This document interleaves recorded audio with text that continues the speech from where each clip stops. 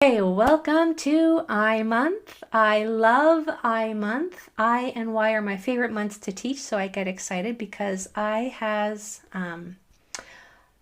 somewhat fewer patterns.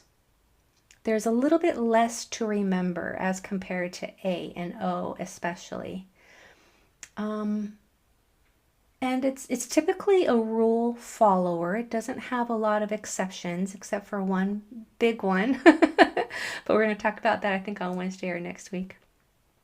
So today we're going to be talking about the long I sound versus the short I sound and how to know which one is which when we are reading. The long I sound is a diphthong. The sound changes from the beginning of it to the end of it. If this little space right here contains the sound of I, then the beginning of the sound is, my mouth shape is going to be different to the end. Watch. I. So it's all one unit, but that unit is composed of an infinite number of microsounds. I. So we're going to count I, that diphthong, as one sound. It's long sound. I is just one sound. It's a nice, friendly little rule-following sound. I. But, however, you have to be really, really conscious and aware of the mouth shape that you're making when you produce that sound. Your mouth has to be in a long, wide grin and your teeth just barely open. I.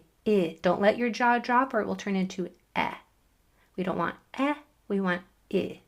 So not ah, not eh, but I. And to control that sound, you have to just open your teeth barely. I. And make sure that your mouth is long and wide. So I and I. Now, how to know which sound it's going to make when you're reading? Easy. Piece of cake. For today, for today, it's going to say I if one of the next two letters is another vowel. If not, it will say I. And that's typical when you're reading most vowels. It will make its long sound or say its name if one of the next two letters is another vowel. If not, it will say its short sound. For I, anyway.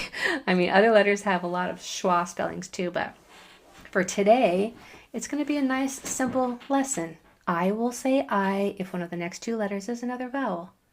If not, it will say I. Okay. Well, I'm just going to do it on our regular whiteboard then. So here is our regular whiteboard, our Zoom whiteboard, and I'm just going to use this. So our first word that I want you to read is this one. And let's do it together.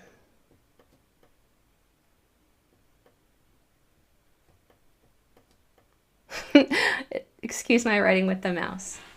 All right, so what is this first I going to say? It's going to make a short sound and say I because the next two letters are consonants. What is this I going to say? It will also say I because there's not a vowel in the next one or two spots. So our sounds are S, T, I, N, D, I, M. Blending those sounds together, we have stindim, stindim. Try yours. Let me try typing it here.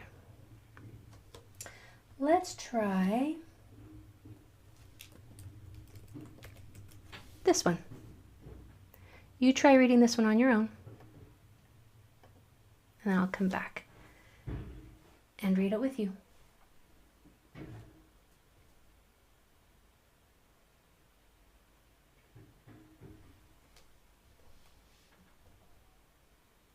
Yeah, so this first I is going to say I because of the tap 2 rule, right? The next two letters are consonants, so it's going to make its short sound and say I. Same with this one. There's not a vowel in the next one or two spots, so it's not going to say its long sound I. It's going to make its regular short sound I. The sounds are S, L, I, N, S, T, I, M. Slin stem, slin stem. slim. Try this one. Let's do the word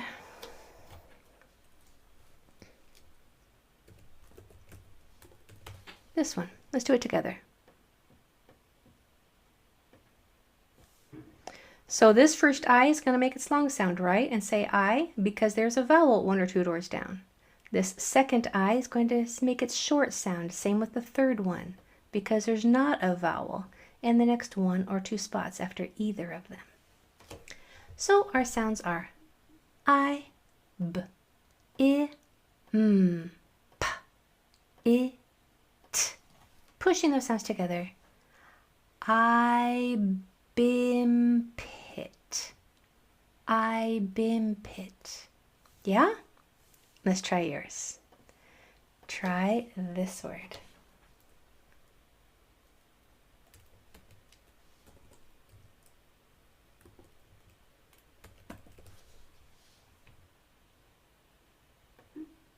Go for it.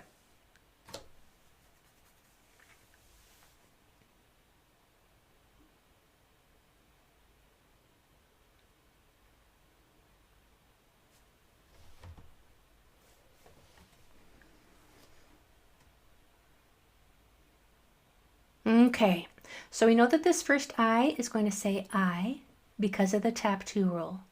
This second I is going to say I because there is not a vowel in the next 1 or 2 spots. Same with this I. That all follow the tap 2 rule.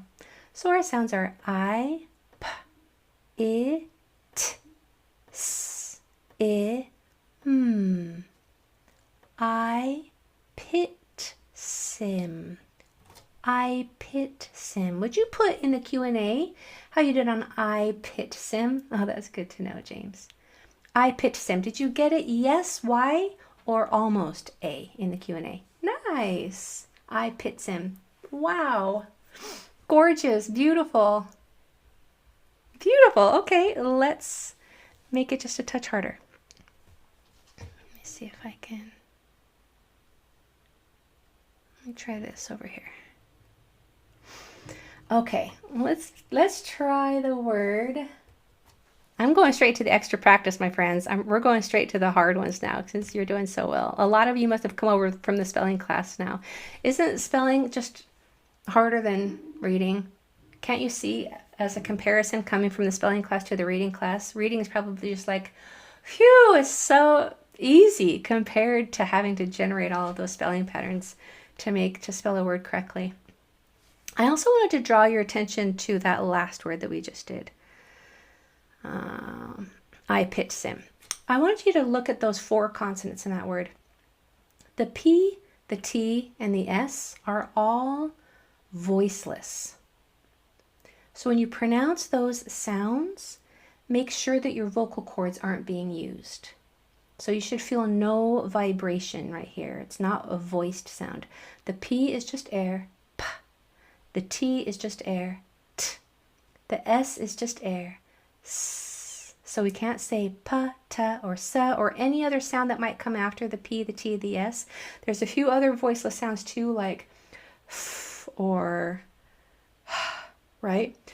It's just air. So if it's not voiceless, it's voiced. That M is considered a voiced sound. All right, where was I? Oh yeah, I was going to make a hard one down here.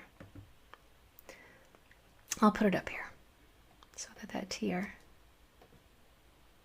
I'll put it up here. All right, you ready?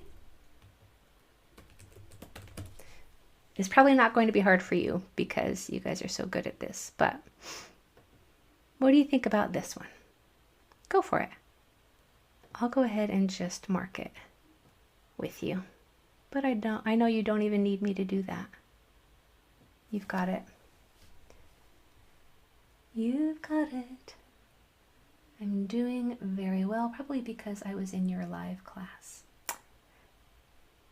Nice, good to hear. I say ST instead of the TS. Yeah, you have to be super, I love that you were aware of that. That's really, really important progress, that you are aware of that error. A lot of times when we are reading and we make mistakes, We just don't even know that we've made a mistake. So I love that you are aware of that so that you can focus on that spot when you do read it. Yes, the M is voiced. Good. Okay. So here's our word up here. This first I says I because of the tap 2 rule. And these two I's say I because of the tap 2 rule. So our sounds are T, Make sure when you say that sound of the TR that you pronounce each one of those the way that it was intended. Don't get sloppy with the pronunciation of those two sounds, the T and the R. I, N, I, S, T, I, M. Blending. Let's do one sound at a time. Try, trine,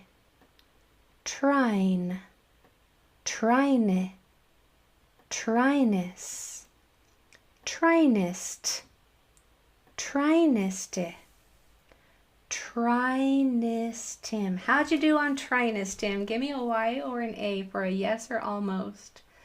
Trinistim.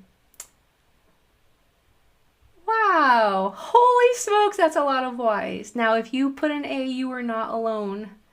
There are several A's also. And almost is it's pretty darn good in my book. What did I want to show you about? Oh yeah, I wanted to show you for this word trinistim. You might be wondering, like, why didn't they just spell try like this? Why didn't I just spell try T-R-Y?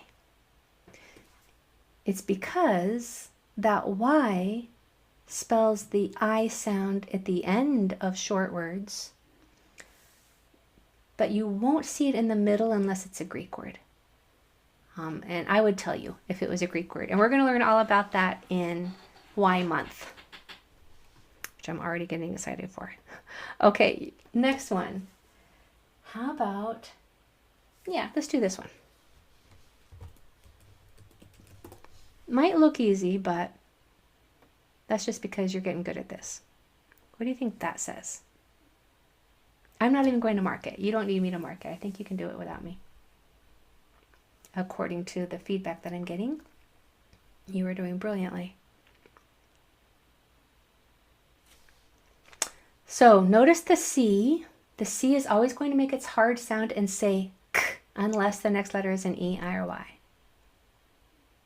So if that was C-I, it would say sigh. But since it's C-L-I, it's going to say cly. All right, so I just gave you that big hint, didn't I? So that I is going to say I because of the tap 2 rule. And this I is going to say I because of the same pattern. This I has another vowel in the next one or two spots. This I does not. So this I says its name. This I does not. So our sounds are K, L, I, S, I, M, P. Clysimp. Grab the M. Make sure that that M, your mouth is going to form the M shape to spit out that P, but make sure that you put your vocal cords to use on that M sound and make sure that that sound gets in there in that spot. Clysimp, clysimp. Now, just for fun, what would that word have said with two S's? If that word had two S's, what would it say? Clissimp. It would have said clissimp, clissimp. Let's do just one more fast one. I know we're running short on time, but I just want you to know how good you can do, how easily you can read these words now. What's that say? And you don't have to guess. You just knew it, didn't you? You knew what that I was going to say. You knew it had to follow the tap 2 rule, so it's going to say its short sound, so it's going to say I. Flid, flid. Now, how does that feel? To be able to know what the vowels are going to say without having to guess. Have you been guessing your whole life in some instances? And I'm pretty sure you're pretty intelligent. According to the feedback that I'm getting, you're all getting what I'm throwing down. You're understanding what I'm teaching you. So you are intelligent, but you had to guess because nobody taught you the spelling patterns.